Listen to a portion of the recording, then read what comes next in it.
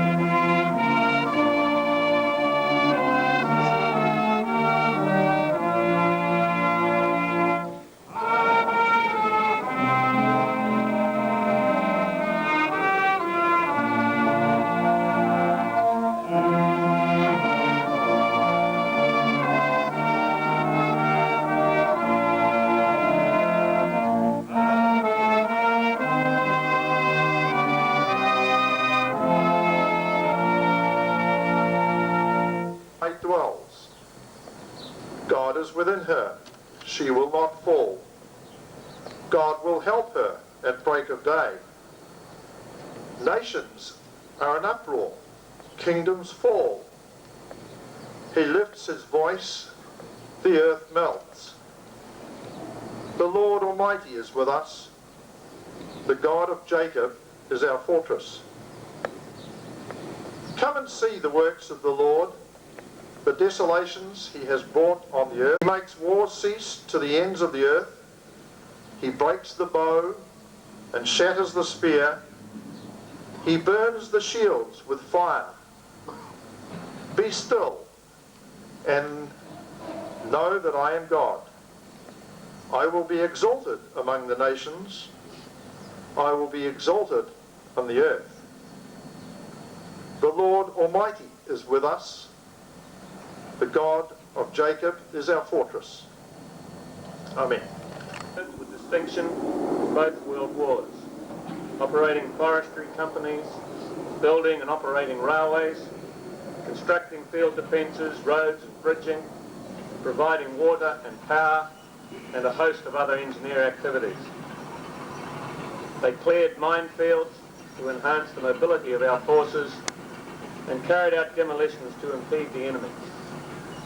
Often such duties were carried out in an unfriendly environment and in terrible conditions influenced by both the weather and the foe.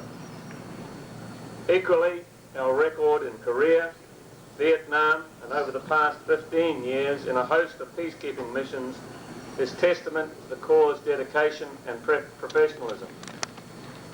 We have created a creditable record in peacekeeping operations, and in particular in the mine clearance area. In locations such as Pakistan, Cambodia, Laos, Angola, and Mozambique, our reputation has enabled us to exercise positions of influence in the mine clearance arena within the UN itself. All of these tasks, however, have taken their toll at various times, and almost 700 sappers over that time have made the ultimate sacrifice to their country.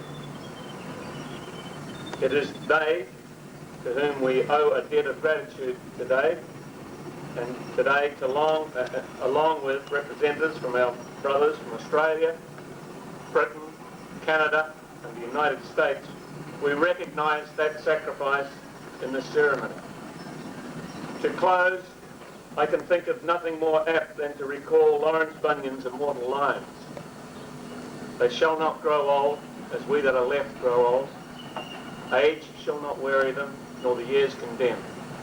At the going down of the sun, and in the morning, we will remember them. Ina wahi katoa. Engineer Corps on their 100th anniversary. The tree that we'll be planning today symbolizes the long association the United States and New Zealand have had in all the wars of the 20th century, and promises that we will continue our work together in the 21st century. Hope and their congratulations for your first 100 years and many years to follow. I have the advantage over my colleagues here in that I'm stationed in Wellington, so I'll be able to check on my tree on a routine basis when I come up here. Again, congratulations.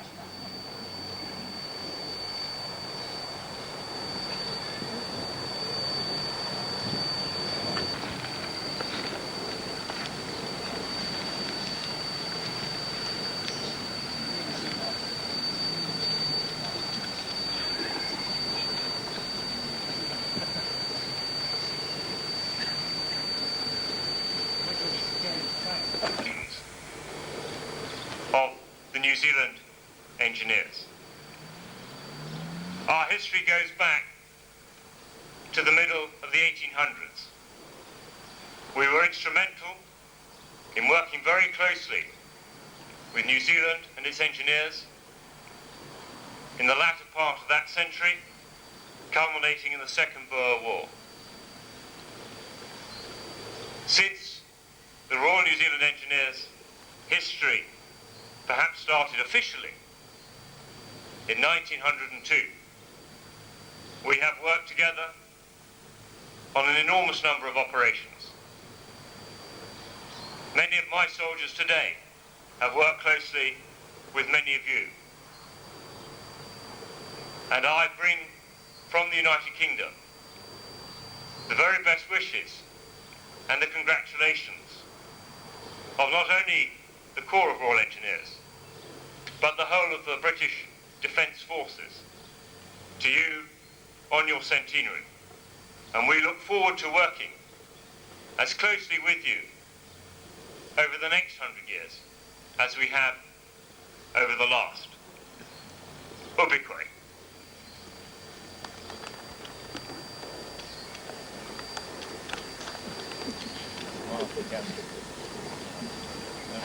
Right. One extra.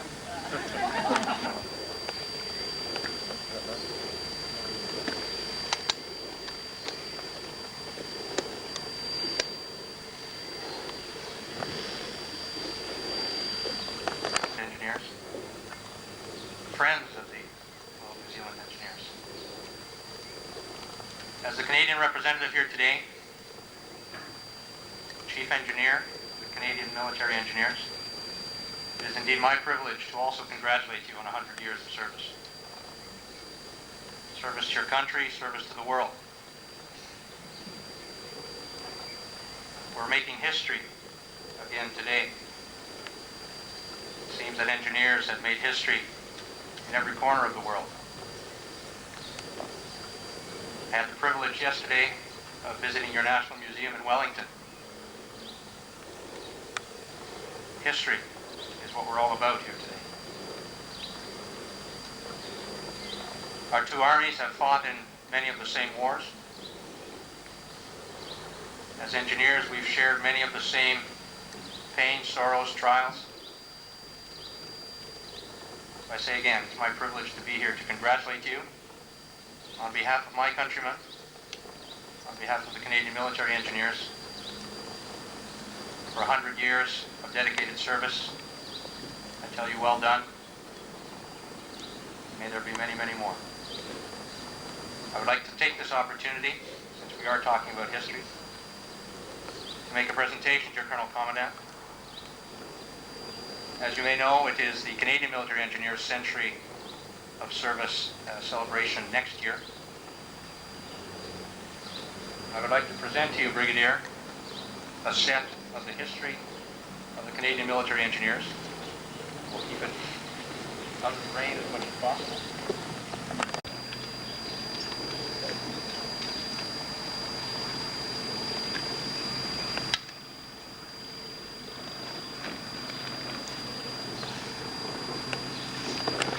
Thank you.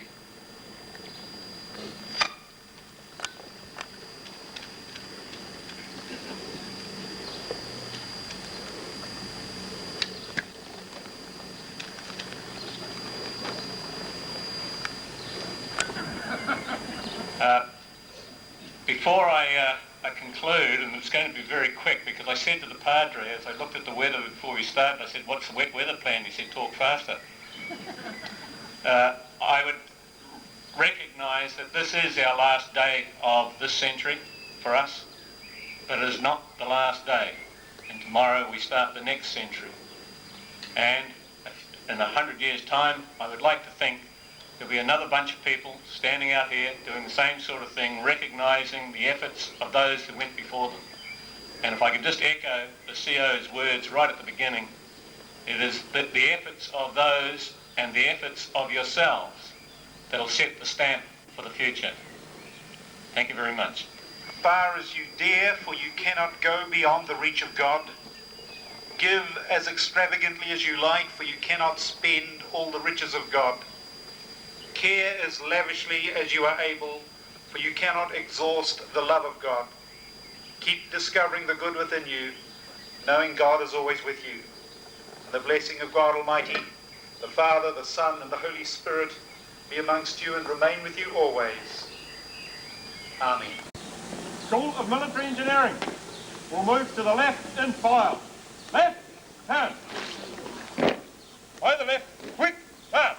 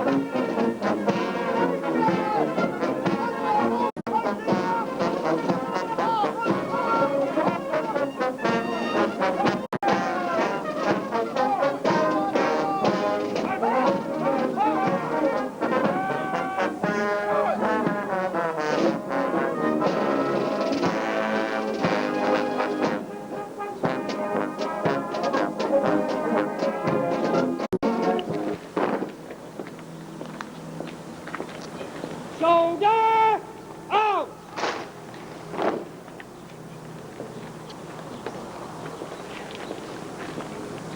Right order out! Stand at A!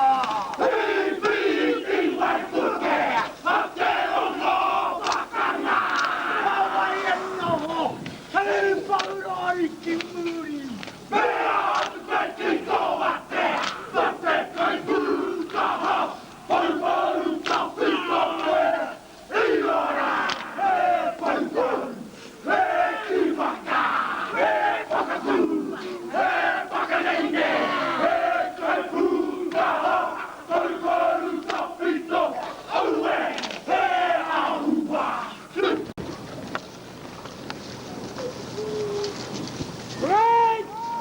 Parade! Shot! Shoulder up! Parade! Royal salute! Present!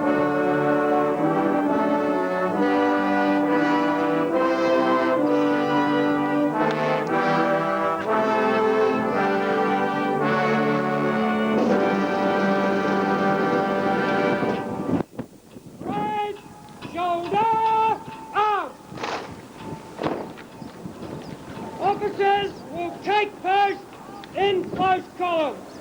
Take post.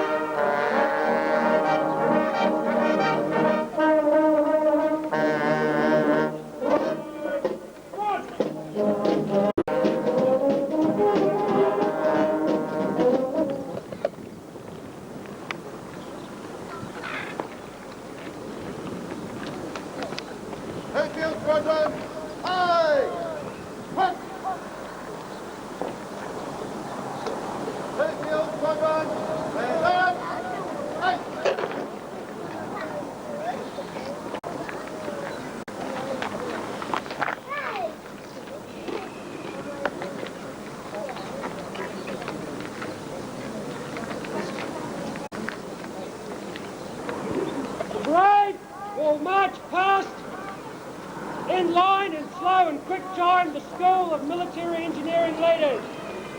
Move to the right and trace. Right turn.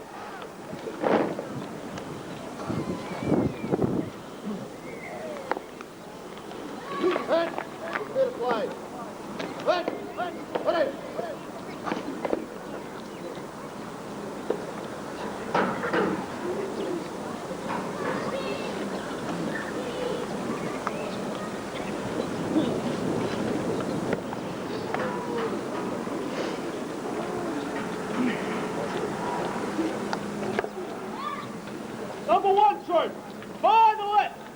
Number 2, left wheel, fire the left. Low, march.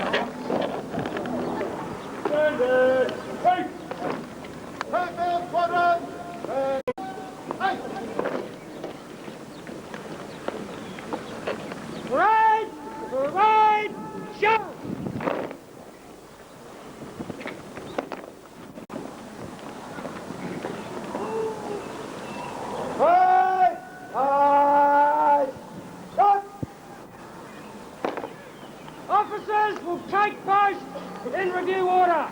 Take post.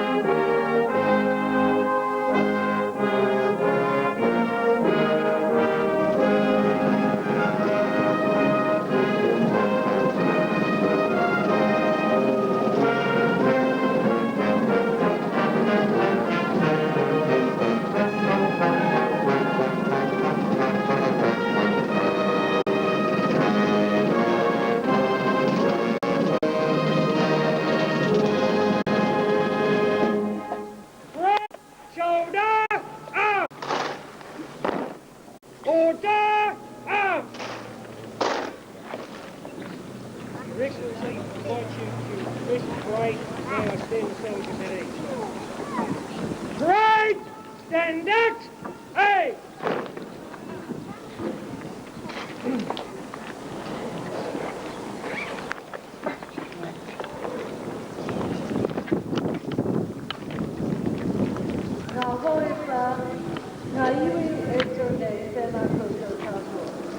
Colonel Commanders of the Royal New Zealand Engineers, Brigadier Garrison, Chief of Air Staff, Air Vice Marshal, Deputy Staff, Brigadier Ottaway, representatives of the Royal New Zealand and the RNZE Corps and your family, local mayors, invited guests.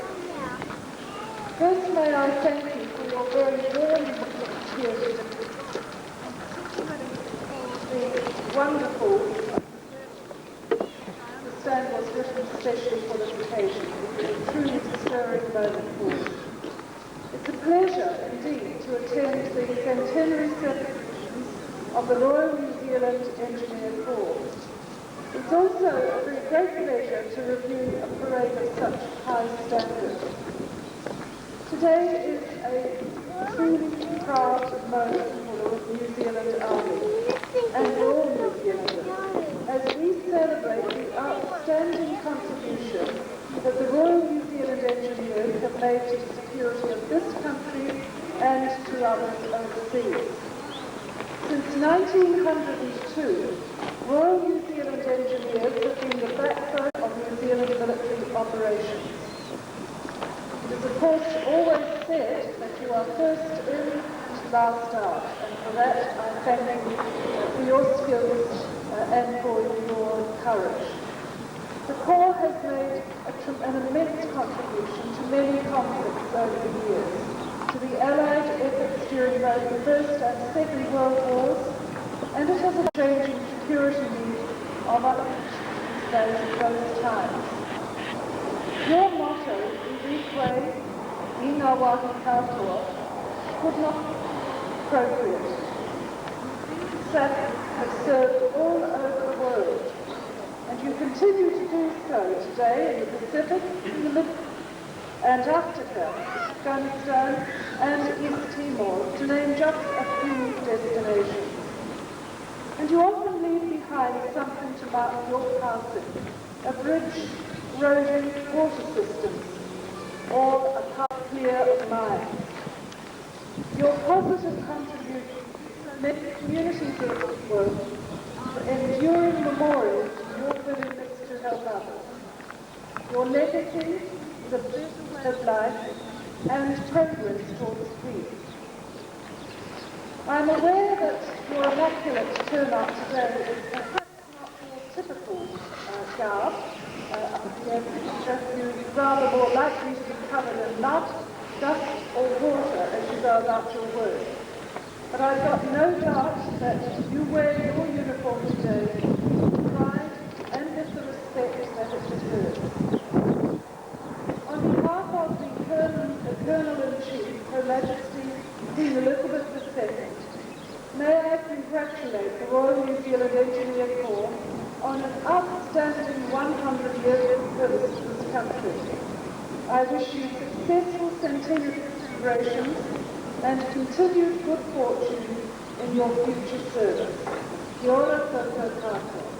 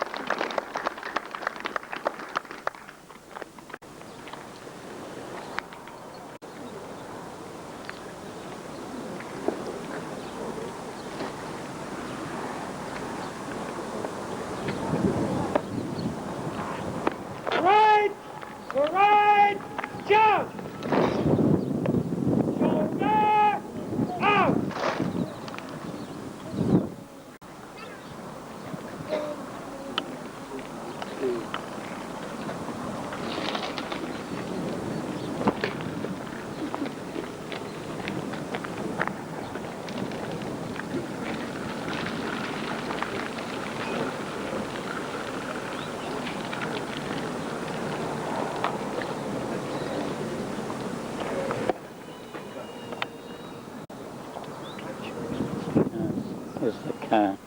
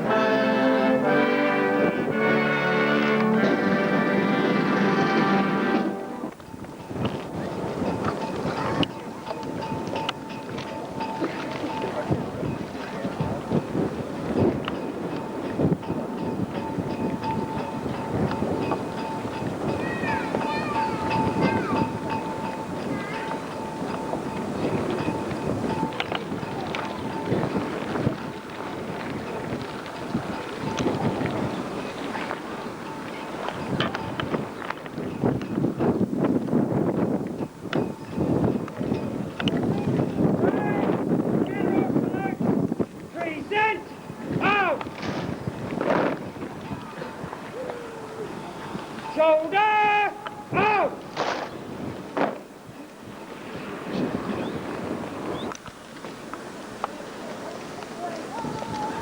Salute! Present out! Shoulder out!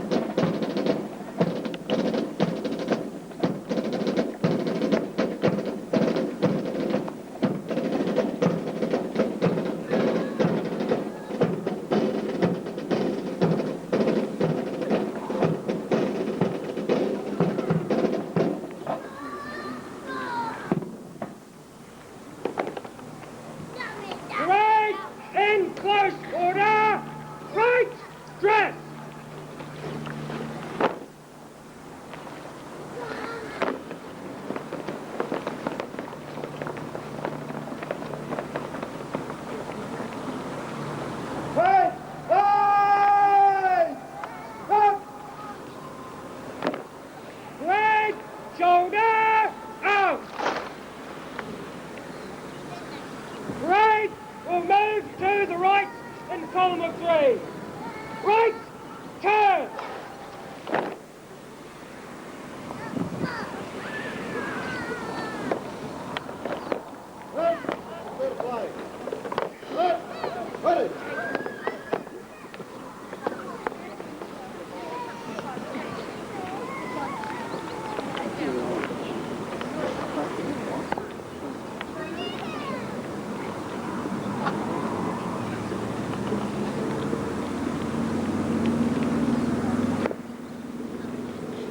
The Corps of Royal New Zealand Engineers will march off into their second century of service in quick time in column of route.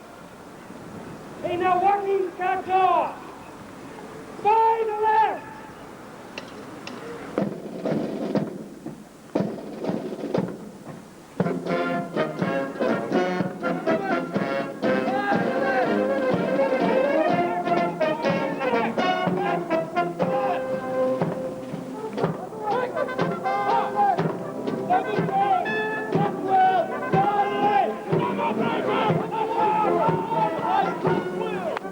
Right.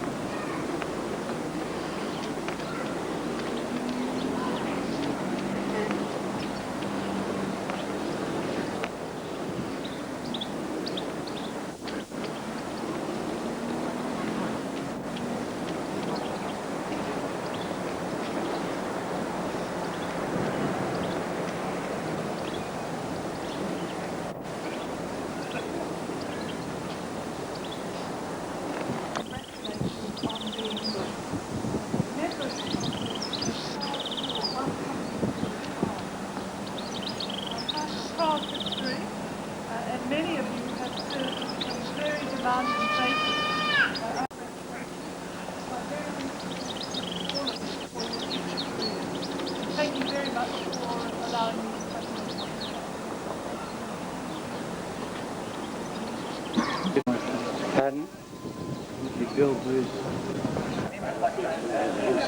Yeah, we're just going to do a little.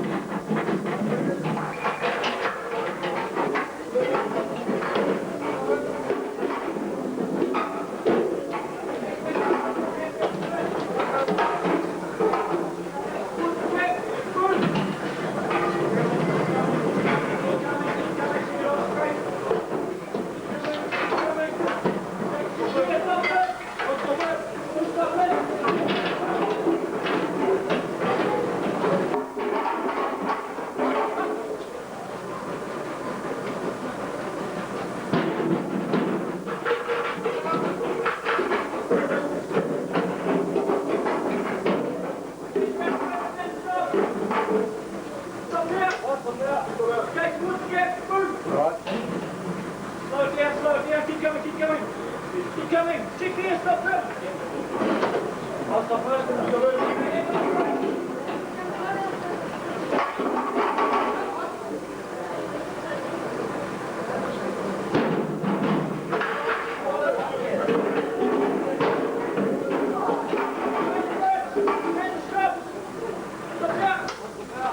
Okay, towards the gap.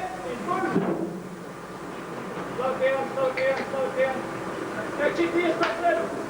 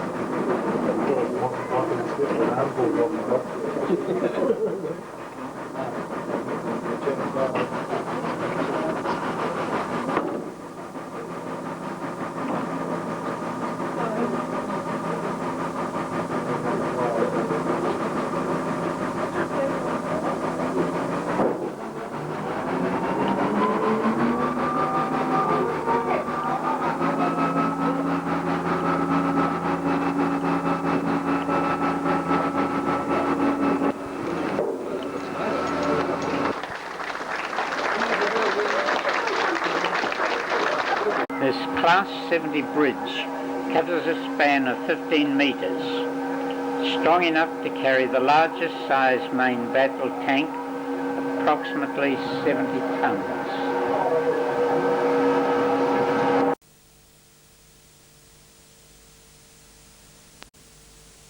Distinguished guests, including serving sappers and ex-sappers, as I said at dinner last night, wannabe sappers, ladies and gentlemen, friends of the Corps.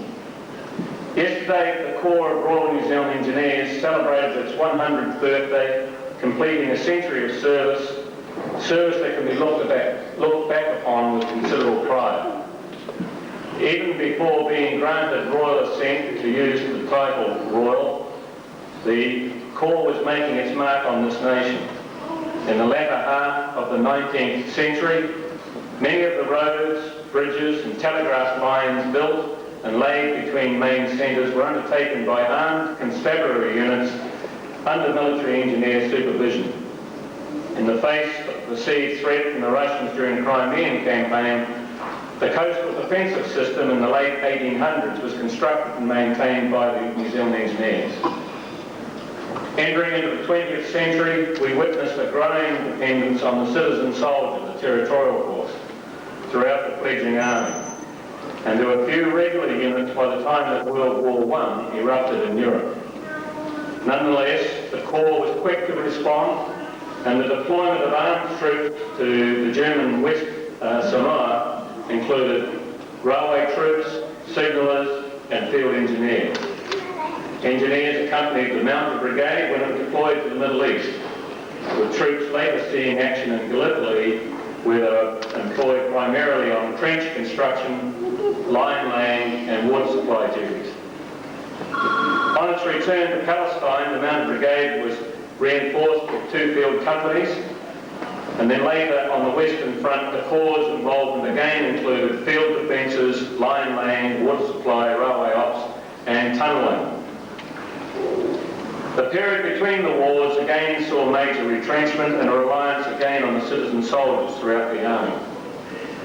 One advantage, however, of the sappers' involvement with the community was its exposure to professional bodies and construction organisations, including the Ministry of Works, and I guess today you would see also IPENS as being the successor to some of those organisations.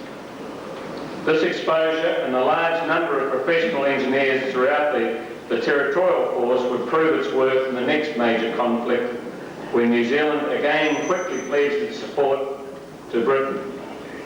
At the outset, New Zealand sappers were deployed with the 2nd Division when it sailed to the Middle East. They saw action there and subsequently in Greece and Crete before taking part in that first major success of the final push of the Western Desert Front, El Alamein. And it's appropriate that at this time a party is about to fly out to North Africa to again celebrate the El Alamein battle. While the kudos in that battle, and indeed in many battles fought by the New Zealand Division, often goes to the infantry and the artillery, few assaults would have got across the start line if the sappers had not actually cleared the way, first of all, through the enemy's minefields. Whether it was railway operations, water supply, electrical power supply, route construction and maintenance, bridging, mine warfare, or simply providing general engineering support, the sappers made an invaluable contribution to the eventual Allied success. Their counterparts, of course, in the Pacific were doing exactly the same. in Fiji, New Caledonia and the Solomons. In the decade following World War II, the sappers were employed on many nation-building tasks for the construction of roads and bridges in support of the rural communities back here in New Zealand. In the 50s and 60s, contingents were deployed to Korea and later Vietnam. In the 70s, the Corps' overseas focus was brought closer to home, to the island states of the Southwest Pacific, and aid tasks were undertaken in the Fiji, Tonga, the Cooks, Kiribati, the Tokelau and Vanuatu and a number of others. The sappers also built Scott Base in the Antarctic, and this task being completed over a 10-year period. Other tasks of significance were the Wairau Airfield and the 3 stages of the Queen Elizabeth II Army Memorial Museum at Wairau. More recently, the Corps' operational focus has been on peacekeeping operations, and more particularly to mine clearance operations in the world's various trouble spots. Mine clearers have been in Pakistan, Cambodia, Laos, Mozambique and Angola. And in recognition of our contribution and developed expertise in this field, Kiwi sappers have been placed in charge of UN mine clearance organisations and overseeing mine clearance operations in Kosovo. Today, sappers continue to serve abroad in Vanuatu, the Sinai, Afghanistan, East Timor, and yesterday a reconnaissance team arrived home from Afghanistan. The record of the sappers, of the New Zealand sappers, is a proud one, and the New Zealand public can rightly share that pride. Te Manawa Museum has done us proud in recognising that century of service with the exhibition that they have assembled here for public viewing. Much of the articles on display and artefacts have been drawn from the Corps Memorial Centre out of Linton, and of course the support from the Sappers Association itself. On behalf of the Corps, may I thank the Museum Director, Dr. Noel Waite, and his staff under the guidance of Tony Rasmussen for their efforts. I believe, ladies and gentlemen, that once you have viewed the exhibition, you will agree with me. Again, thank you for your attention, and I'll pass over to Julie.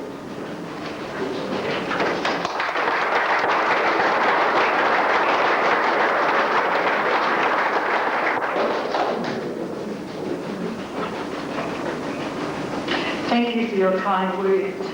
My name is Sylvia Cartwright. I'm Director of Te Manawa, and in that capacity it's a real pleasure to be able to welcome you all here this afternoon, distinguished guests, members of the Corps past and present, friends, family and supporters. We are very honoured to be able to host an exhibition and to participate in the celebrations of the Sappers Centenary. Linton Army Base is the home of the engineers, so it was emphasised to me a number of occasions, and so it is absolutely appropriate for Te Manawa, as a museum focusing on the social and cultural heritage of the Manawatu region, to mount an exhibition commemorating the remarkable history of the Corps. The presence of the New Zealand Army at Linton is very, very important to our city. It's well over a year ago now that we started to liaise with Lieutenant Colonel Paul Curry and his team, and we were introduced to the broader range of activities of the Corps. And we're shown around the base and the special memorial facilities there, such as the Corps Memorial Centre and Library and the chapel. Another facet of the project for us has been the opportunity to work with our colleagues at the Army Museum at Wairau, as the exhibition will be installed there next year, its opening year coinciding with Anzac Day. At its conclusion there, hopefully, the exhibits will return for redeployment in the Memorial Centre at Linton.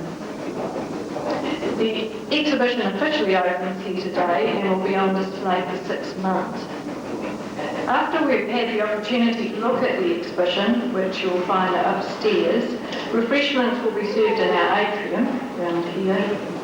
where, by the way, are the facilities and the lift to the first floor gallery. Now I would like to introduce you to Tony Rasmussen, who's one of the team here who have worked on the exhibition very extensively in his case, or intensively. Tony will introduce you to the way we have presented the amazing history of the Corps and acknowledge some of those who have helped make it all possible.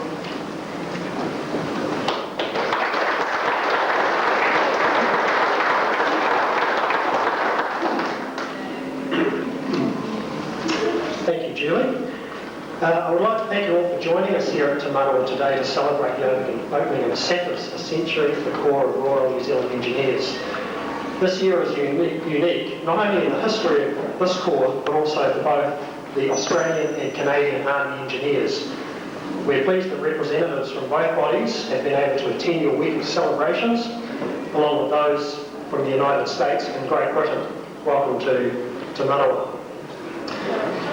I would like to express my thanks to Brigadier Jamieson for your support to us in our efforts to document the history of the Corps, and in particular other members of the engineers, particularly those from 2 Engineer Regiment at Linton, Lieutenant Colonel Curry, Captain Mike Garrison, and Warrant Officer Gavin Hucker, who with the support of your sappers opened the Corps Memorial Centre to us. I'd also at this time just like to acknowledge the work of Dr. Ian McGivern, who is a senior historian in the history group for the Ministry of Culture and Heritage. And although Ian's unable to be with us today, he has shown us a tremendous amount of support throughout the project. And for those who are interested, his book Kiwi Sappers will be on sale here throughout the exhibition. For those of you who don't know, the Corps Memorial Centre at Linton contains a fantastically rich history, and we were barely able to scratch the surface while preparing for this exhibition. When we visited the Memorial Centre in May, we were immediately struck with the possibilities for creating an exhibition that would faithfully retell the history of your unit. Putting together this exhibition has been made very easy and pleasurable because of the hospitality you have shown to us, and for giving us free access whenever we have needed it. Thanks for that. So for those of you who have visited the Memorial Centre over the last 2 weeks and are wondering where everything is, it's here. It's upstairs and waiting for you to go and see it. I would encourage all members of the Corps to continue being interested and involved in your Memorial Centre. As I said, there is a terrifically rich history and so much there that you're able to utilise into the future. So do get to know what it holds. Of course, given the limitations of space that we haven't been able to include everything in the exhibition that we would have liked. However, exhibitions are not only about what's contained within 4 walls, but it's also about the people and the communities whose stories they tell. And this is very much an example of that. Our primary aim in developing this exhibition has always been threefold. Firstly, it's celebratory. You have, after all, been in existence for 100 years, which is quite an achievement in itself. Our aim has also been to make the exhibition informative. We would like every visitor who comes through the exhibition not only to go away better informed about what you do, but also more appreciative of your history and your involvement on the world scene as well as in New Zealand. Thirdly, we've also tried to make the exhibition evocative of what it means to be a sapper, the fact that it is still hard work, as you saw out there with the building of the bridge, despite the technology you have available to you. The Corps of Royal New Zealand Engineers was formed in peacetime, but these men quickly found themselves in the front lines as the world plunged itself into war in 1914. Heavy involvement in 2 world wars saw the Corps emerge with a great deal of experience and a reputation second to none. With the establishment of the School of Military Engineering at Linton, a truly professional corps has emerged, which has gone out to serve in over 50 countries around the globe, both in aid and development and also in a peacekeeping capacity. These are the themes that we have explored in the exhibition, and I'm certain that the trust and confidence you've placed in our team's ability to tell the story of your unit is fully justified. The Corps of Royal New Zealand Engineers has established a tradition of which it can be proud, and you are the inheritors of that tradition. Congratulations on reaching your 100th year. On behalf of the team which has brought the exhibition together and all of us here at Te Manawa, we wish you all the best in the years ahead and trust that our relationship has been strengthened as a result of this contact. Thank you again for coming, and please take time to enjoy the exhibition.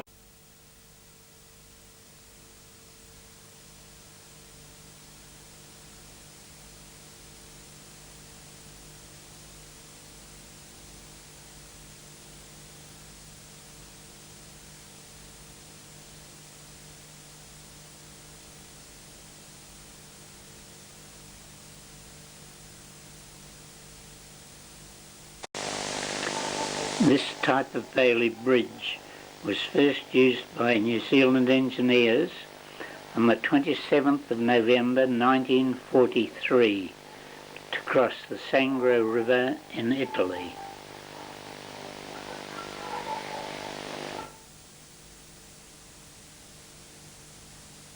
The first Bailey Bridge built by New Zealand engineers on the 27th of November 1943 was a low-level assault bridge which allowed the armoured cars of Div-Kev to cross in support of the infantry.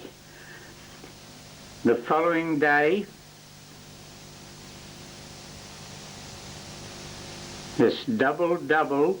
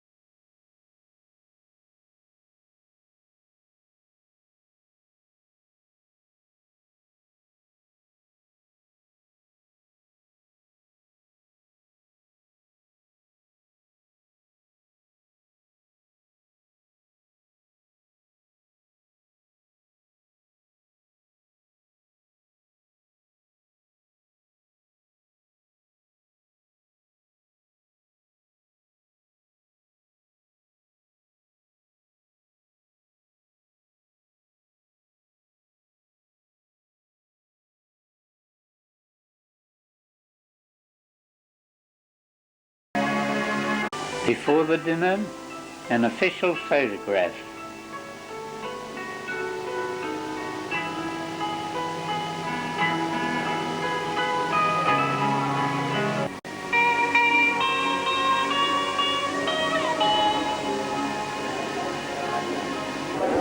It's one of those shoots.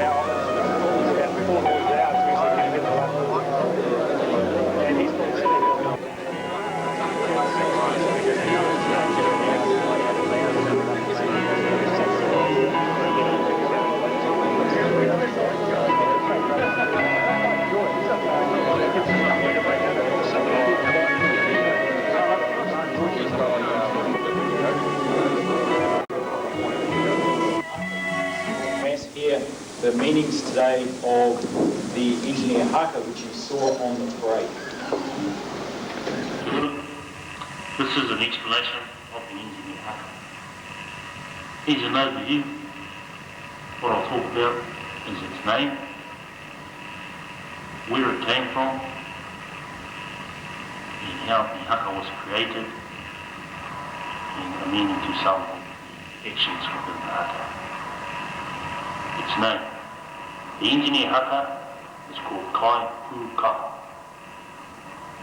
which means kai meaning maker or doer, pu meaning explosion, and kaha meaning strong or loud. So when you put it all together, kai pu kaha means maker or doer of loud explosions. It's us engineers. Where it came from, the haka itself is from a verse of the poem Salute to the Engineers, which was written by a corporal in Corps Royal Engineers. The verse that was chosen was translated for us by a local lad, E.J. Johnson, who also added a bit of an entry to the haka and an exit. A verse from the poem, Salute to the Engineers, goes something like this.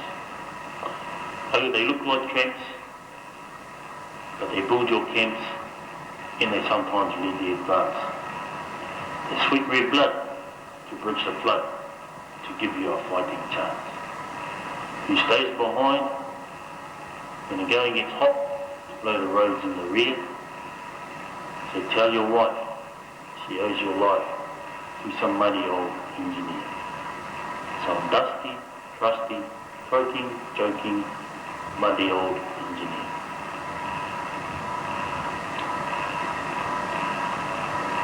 How the haka was created. When we got together to develop the haka and put it together, each unit within the regiment was given a part of the haka to go away with and to come back with the actions for that part. The first part of the haka, though they look like tramps, but they build your camps and they sometimes lead the advance, this was given to 2-5 ESS. Here's our construction squadron. This is their main role. During the actions in the haka, you'll see the guys going through a hammering action. You'll see them raise the arm to signify the raising of the building or a roof. You'll also see them go through a prodding action to signify leading of the advance. The next part of the haka is sweat red blood to bridge the flood, to give you a fighting chance. He stays behind when the going gets hot to blow the roads in the rear. This was given to 2 field squadron. Here's our field squadron. This is their main role, building of bridges and blowing of roads, etc. During the haka, you'll see the guys linking arms to form a bridge, then you'll see them sway to one side. This signifies the building and booming of that bridge. You'll also see them reaching behind themselves into their webbing, pull out explosives and place it on the ground. Then you'll see them strike the ground with their hands and then fling their arms up into the air to signify the exploding earth or the blowing off of the roads in the rear. The next part of the haka, so tell your wife she owes your life to some muddy old engineer.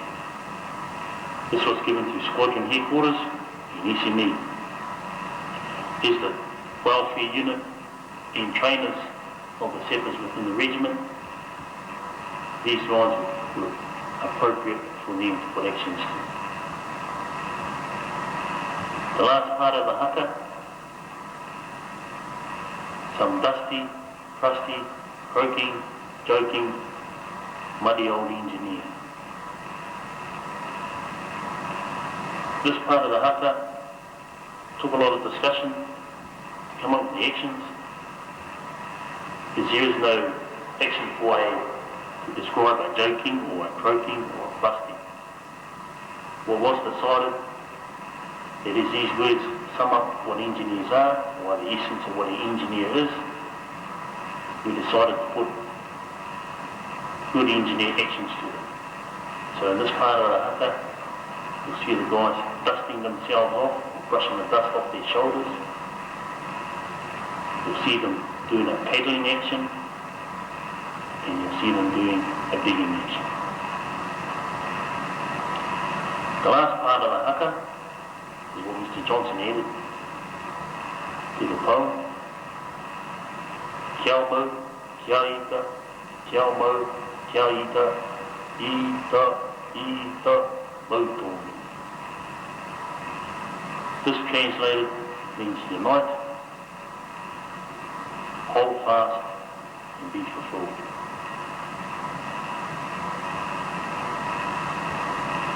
This is an explanation of the engineer haka. Were formed from the constabulary who performed a range of military engineering tasks such as road and redoubt construction. The Defence Act of 1886 authorised the establishment of a permanent militia which consisted of a 50-man engineer corps, including Mike Peterson, and a 50-man torpedo corps which recruited the dapper kid from Taranaki, Tony Hill.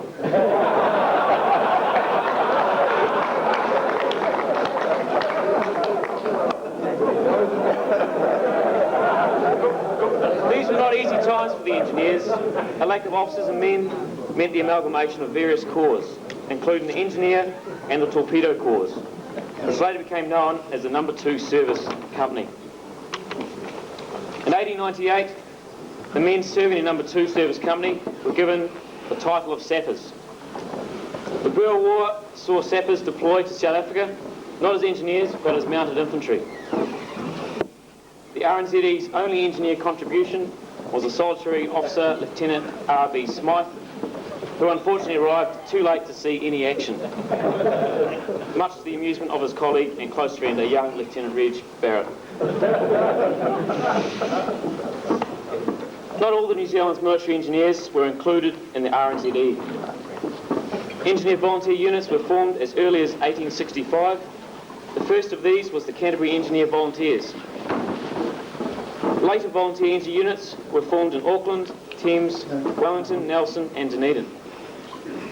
On the 29th of January 1903, these volunteer units were formed into the Regiment of New Zealand Engineer Volunteers. During a military shake-up which saw the emphasis shift from the coast defences to the preparation of an expeditionary force, the Royal New Zealand Engineers were incorporated into the Royal New Zealand Artillery and became gunners. This was the only time in RNZE history that they have ever had any men of substance and character.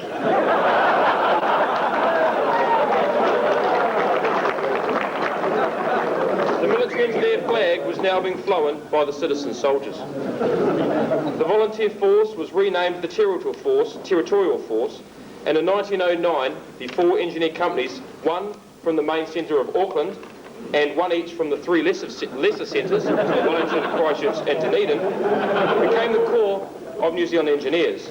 The New Zealand Railway Corps and the New Zealand Post and Telegraph Corps were formed within the New Zealand Engineers in 1911 and 1913 respectively. The engineer component of the New Zealand forces raised following the outbreak of war came from the Corps of New Zealand Engineers. New Zealand sappers embarked with the Samoa Expeditionary Force, a force of 60 sappers divided into two sections of field engineers under the command of Captain D.J. Gibbs. They departed Wellington on the 15th of August 1914. The force occupied Apia without resistance, and two young sappers, Richard Cassidy and Jed Shirley, found themselves constructing accommodation and preparing defensive lines. Gallipoli saw New Zealand sappers digging trenches, gun emplacements, support weapon pits, laying wire obstacles, constructing jetties, finding water, extending communications, and improving tracks, to name just a few of their tasks. During the Chunuk Bair offensive in early August 1915, a sapper signaller, Corporal Cyril Ruston Guyton Bassett, was awarded New Zealand's first Victoria Cross. Corporal Bassett was awarded the Victoria Cross for his bravery in laying and repairing telephone lines while under fire. With the Anzacs out of Gallipoli, sappers found themselves serving in the Sinai-Palestine campaign. This was the first of many deployments to the Sinai that Mike Peterson has been involved with, and he found himself undertaking demolitions to hamper Turkish logistics and finding water for their army. The remaining sappers found themselves locked in the bitter trench warfare on the Western Front. On a request of the British government, the New Zealand Tunnelling Company was formed to provide a specialist tunnelling unit. The New Zealand Company, made up of coal miners, were used to dig under the enemy lines with the view of laying explosive charges to destroy the lines. The Kiwi engineers played a vital role in the three major offensives where the New Zealand Division went over the top. At the Somme in September to October 1616, at Mazines, June 1917, and then at Passchendaele in October 1917. A second engineer was awarded the Victoria Cross, this time Sergeant Samuel Forsyth, attached to the 2nd Battalion, Auckland Infantry Regiment. Sergeant Forsyth was awarded the Victoria Cross posthumously for bravery in charging 3 machine gun crews at Grevillers in France, 24th of August 1918. Sergeant Forsyth was killed by a sniper after charging the final position. The end of the First World War saw sappers involved in conflicts ranging from the cliffs of Gallipoli to the deserts of the Sinai to the mud plains of the Western Front. The 4 years of conflict cost the lives of 355 sappers, including 71 signallers and 62 tunnellers. With this combat experience behind them, the New Zealand sappers were now seasoned veterans and ready for any challenge that would be thrown their way. Thank you very much.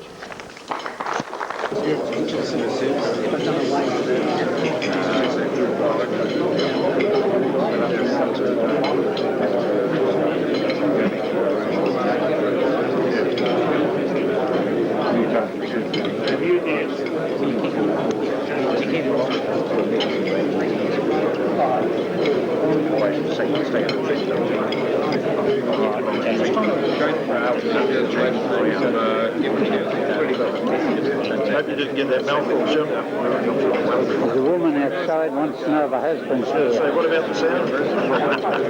That's been recorded.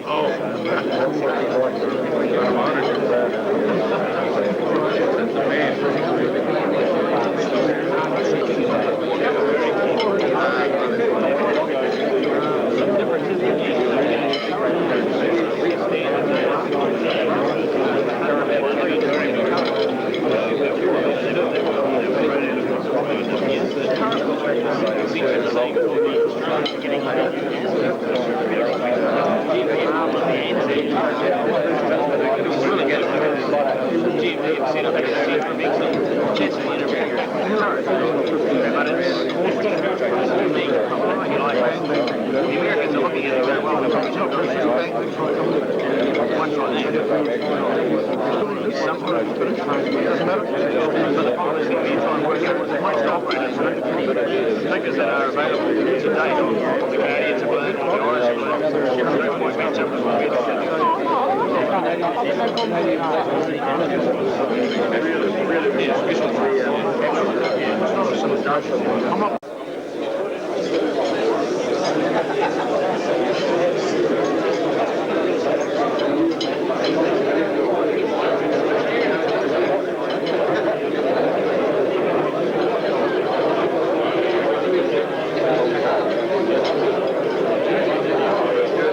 He calls it deep throat thrombosis. Apparently it's a repetitive stress injury, and he's going to put the OSH claim into the COF tomorrow.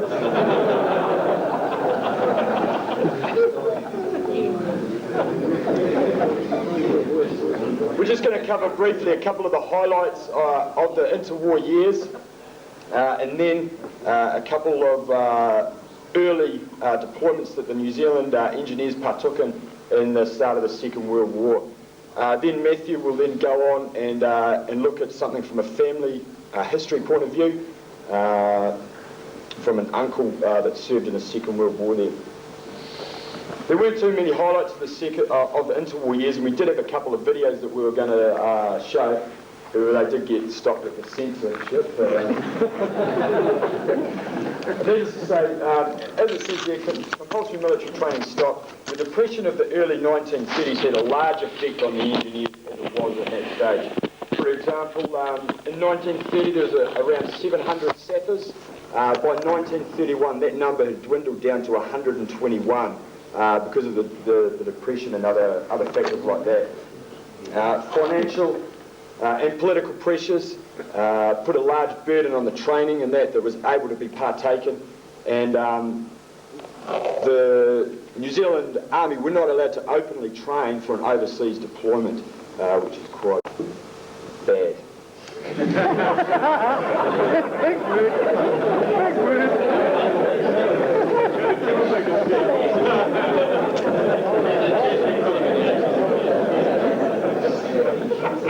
They say a picture's worth 1,000 words, so I'll keep mine very short. In the Second World War, as you can see there, a number of the first parts that the New Zealand engineers especially took part in the United Kingdom, setting up a lot of the logistical stuff there, and then subsequently into Egypt in 1940. We'll take a look now through a lot of the typical tasks that were encountered that the New Zealand engineers and sappers took part in. There, bit of bridge construction. Good old Christchurch cribs down the bottom. Most of you will be quite familiar with them. Bit of the good old plant there. I had to throw that in from Matt's point perspective from 25 ESS. Oops, how did that get there? Bit of wire obstacles, every sapper's favourite. More of every sapper's favourite. And more of every sapper's favourite.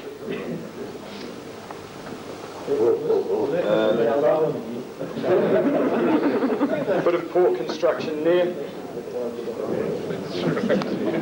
And a good shot of sappers working together in harmony there. Throughout everyone's career, I'm sure you've found all the typical sappers, and everyone knows who I'm talking about there.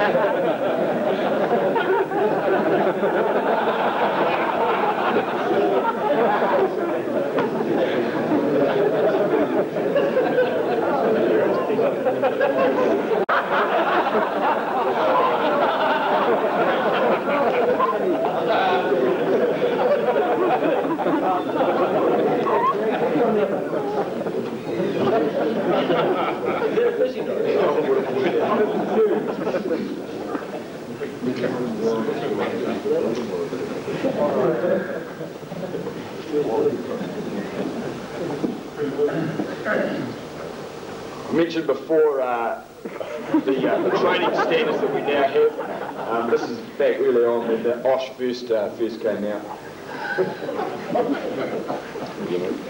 And further on.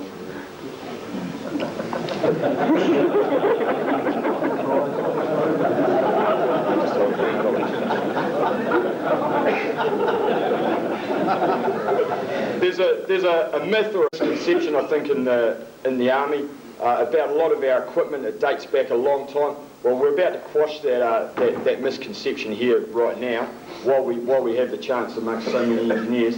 So if we could just show the radio that was in use back in World War II. Sure. And if we can show the new radio that we have in use in this day.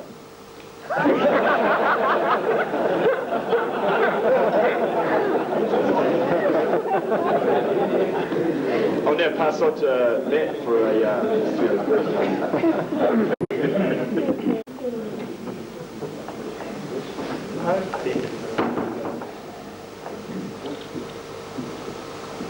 Ladies and gents, what I'm about to go on with is, I guess, more of a family history case study.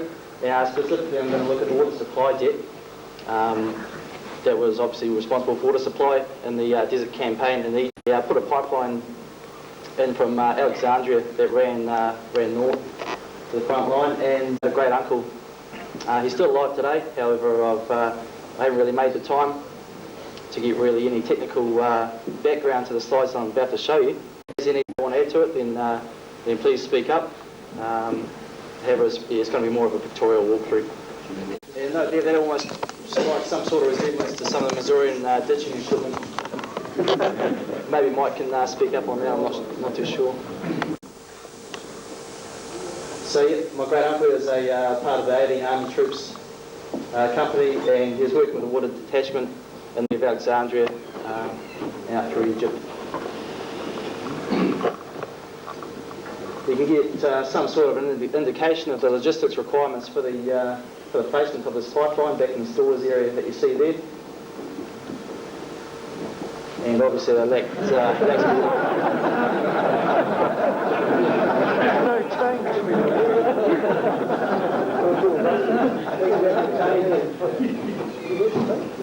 you can get some sort of an idea for the distance that are required to place the pipeline. Yep, as you see there, some good FE tasks coming through there. I have no idea how they actually pulled that up, whether they had some sort of winch in place or some sort of vehicle. Yeah, no doubt. Mr. Williams. That's going up in place.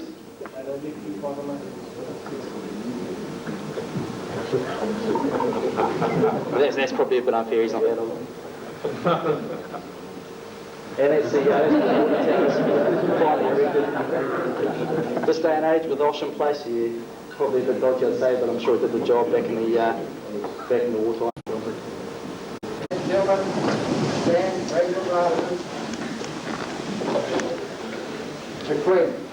McQueen. Corporal Smith, the head chef, and all of the stewarding staff, civilians, military from Tulog, and the soldiers from 1 RNZE who have made this evening possible. And I'd like the assemblage to show their appreciation.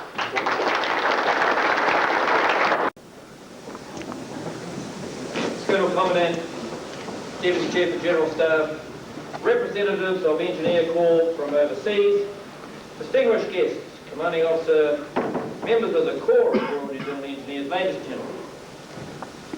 I bring you warm congratulations from the Chief of Defence Force Air Marshal Ferguson, who apologises for not being able to join you for the parade this afternoon and indeed for this evening, to mark what is truly a milestone for the Corps. The Wags would probably say that he also apologises for inflicting me on you this evening. That goes with the territory. Yeah, we'll put up there.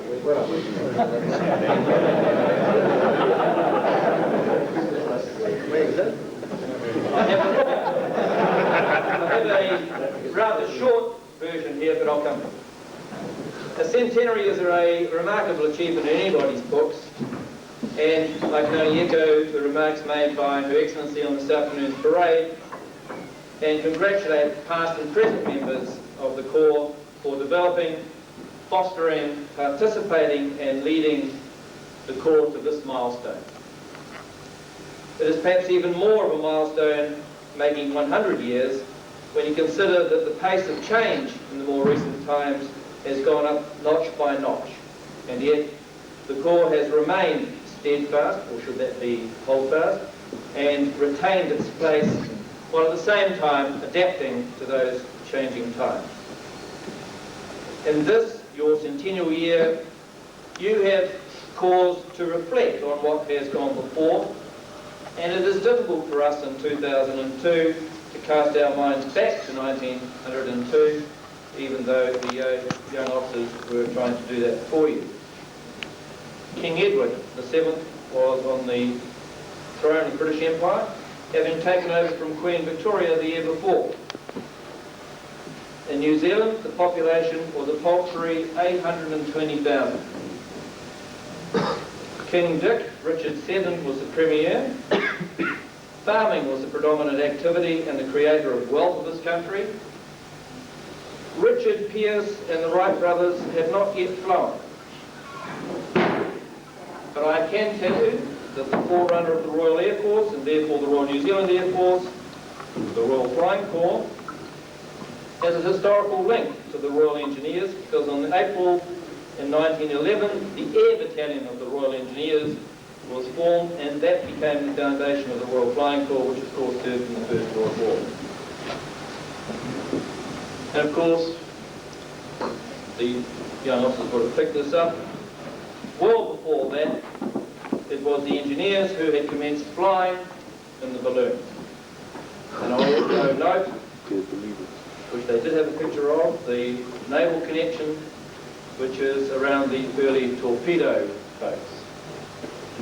Clearly, this thing that we now know as joint, it is not a new concept.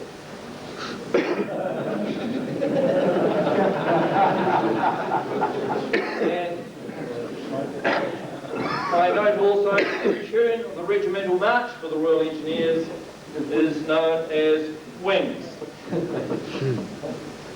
And I also note the Colonel Commandant's Wings, and that I am ably supported this evening by another winged Reverend Squadron Leader Peter Ames. There are many fantastic things about the individual history and traditions. And this morning I was handed this, a copy called New Zealand Army, the Growth and Development of the Royal Engineers and the Royal New Zealand Engineers, crafted by the Directorate of the Royal New Zealand Engineers in 1949. I'm not going to read the whole thing, I'm going to choose a couple of excerpts out of it. In conclusion to this work, it talks about how the Directorate thought that this would be used to educate members of the Corps, and it says, the history can well be left with the thought that wherever nature confronts mankind with the difficulty of terrain and climate, military engineering will often be shouldered with the task of finding a quick and enduring solution. And that to me is an apt summation of the Royal New Zealand Engineers. And since we've already had an element of poetry when we had the explanation of the haka explained to us, I'm going to now read from the poem which is in the back of this book. The poem is called Sappers by Rudyard Kipling. It runs to 2 pages and 19 verses. I'm not going to read them all. I'll give you one and a couple towards the end.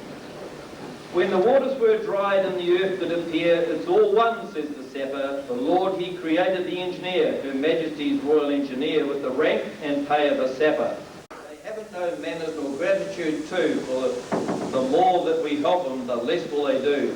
But lock at Her Majesty's Royal Engineers with the rank and the pay of a sapper. Ladies and gentlemen, I give you the Corps of the Royal New Zealand Engineers.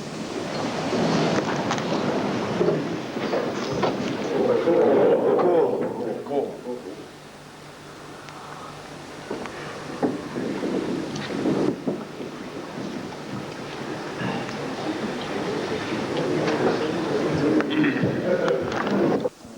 Mayors of Palmerston North and District. Colonel Commandant Signals. We still reckon we own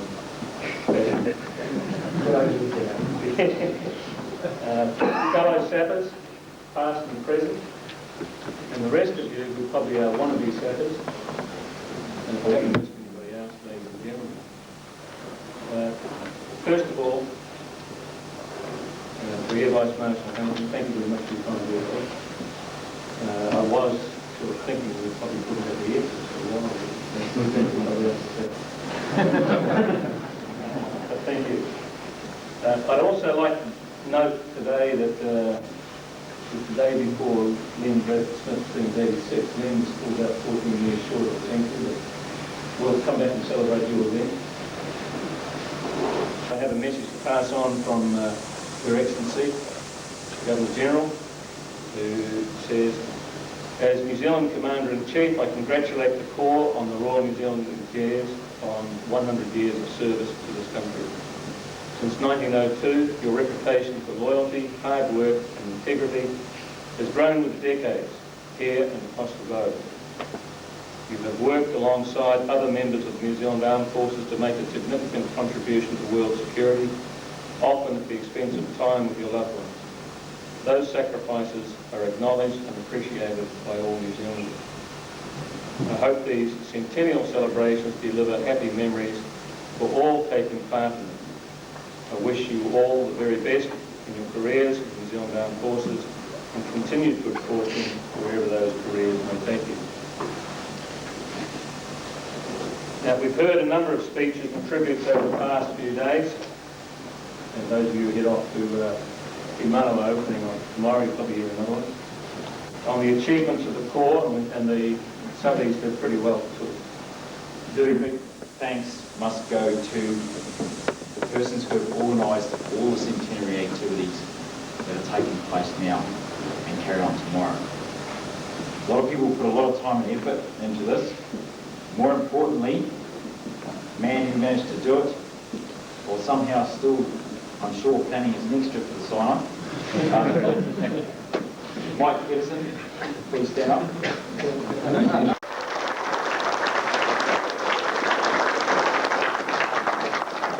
God bless your walker as well, Mike. An excellent evening. We'll carry on from here. Mr. Vice, the top table will now depart.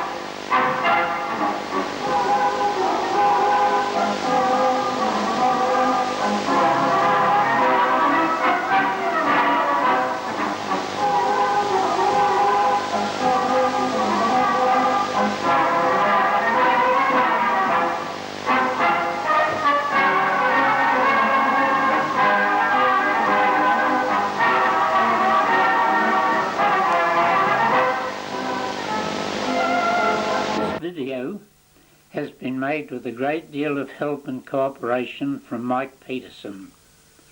Grazie mille, mia capitan. Some scenes taken with a handheld camera waver a little. I apologise. As the Corps celebrates its 100th birthday and marches into its second century, the camera operator celebrated his 89th birthday and marched into his 90th year. His camera hand may be a little shaky, but he does not spill his G&T.